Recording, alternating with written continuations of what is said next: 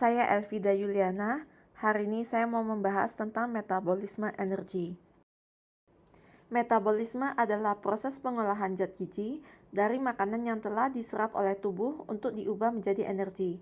Energi selanjutnya digunakan dalam segala fungsi tubuh, dari bernafas, berpikir, bertumbuh, hingga tiap gerakan Anda saat melakukan aktivitas sehari-hari. Proses metabolisme. Anabolisme adalah proses pembangunan zat-zat kompleks dari molekul-molekul yang lebih sederhana. Proses ini membutuhkan energi dan nutrisi untuk memperbaiki jaringan, memperbaharui sel-sel, dan mendukung pertumbuhan. Katabolisme adalah proses pemecahan zat-zat makanan menjadi molekul-molekul yang lebih sederhana. Proses ini menghasilkan energi yang dapat digunakan oleh tubuh. Fotosintesis adalah proses penyusunan atau pembentukan dengan menggunakan energi cahaya atau foton.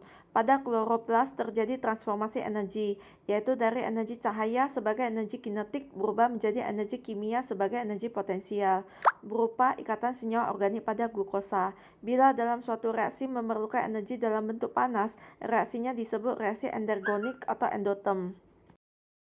Kemosintesis. Tidak semua tumbuhan dapat melakukan asimilasi karbon menggunakan cahaya sebagai sumber energi. Beberapa macam bakteri yang tidak mempunyai klorofil dapat mengadakan asimilasi karbon dengan menggunakan energi yang berasal dari reaksi-reaksi kimia. Misalnya bakteri sulfur, nitrat, nitrit, besi, dan lain-lain. Bakteri tersebut memperoleh energi dari hasil oksidasi senyawa-senyawa tertentu. Sintesis lemak. Lemak dapat disintesis dari karbohidrat dan protein, karena dalam metabolisme, ketiga zat tersebut bertemu di dalam daur Krebs. Sebagian besar pertemuannya berlangsung melalui pintu gerbang utama siklus daur Krebs, yaitu asetil koenzim A. Akibatnya, ketiga macam senyawa tadi dapat saling mengisi sebagai bahan pembentuk semua zat tersebut.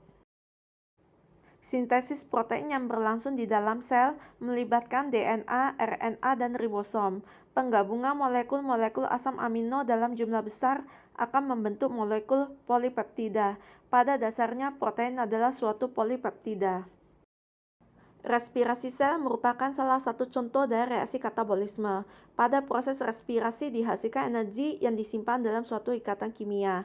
Tahap katabolisme, glikolisis, dekarboksilasi oksidatif, daur Krebs, transport elektron respirasi.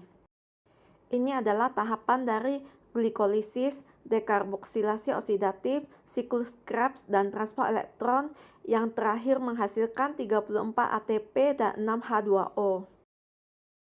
Keterkaitan proses katabolisme dan anabolisme. Proses katabolisme dan anabolisme dalam suatu organisme berlangsung secara kontinu dan bersamaan.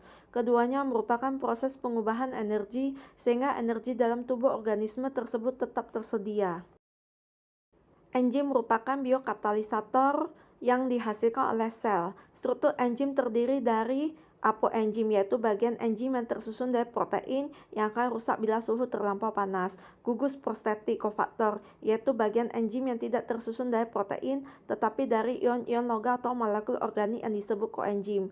Enzim mengatur kecepatan dan kekhususan ribuan reaksi kimia yang berlangsung di dalam sel.